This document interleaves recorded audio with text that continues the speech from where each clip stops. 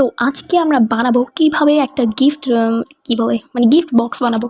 তো যাই হোক, তার জন্য একটা পেপারকে ত্রিভুজ আকার ফোল্ড করে নেওয়ার পর আরেকবার ফোল্ড করে নেওয়ার পর আমি সেটাকে এই দিক থেকে যে দিক দিয়ে ভাঁজ করব সেই দিক থেকে এইভাবে কেটে নেওয়ার পর তার উল্টো দিক থেকে ঠিক কিনার দিয়ে ওই কেচি দিয়ে একটু রাউন্ড শেপের কেটে নেব। দেন ওটাকে ভাঁজ করার পর আমি এই অর্ধেকটা থেকে আবার ওই পর্যন্ত কেটে নেব। তো কাটাকুটি শেষে এবার ভাঁজ খোলার পালা।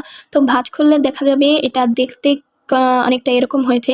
তো এটাকে আমি এখন এই কি বলে এই দাগগুলো বরাবর আমি ফোল্ড করে নেব, ভাঁজ করে নেব। ভাঁজ করে নেওয়ার পর আমি এটার মধ্যে যেই গিফটটা দিব তা রেখে দিব একটা একটা করে। আমি এখানে কয়েকটা হেজাব পিন না ক্রুজ কি বলে যাই হোক ওটা রাখছি। রাখার পর পাশের যে গোল মাথাটা ও দুটোকে এক জায়গায় করে পাশ দিয়ে যে আমি রাউন্ড করে কেটেছিলাম সেটা যে ফাঁকা ছিল ওটার মাঝখান দিয়ে ঢুকিয়ে দেওয়ার পর আমি একটু ফাঁকা করে নিচ্ছিলাম। দেন টানা আমাদের গিফট বক্স রেডি।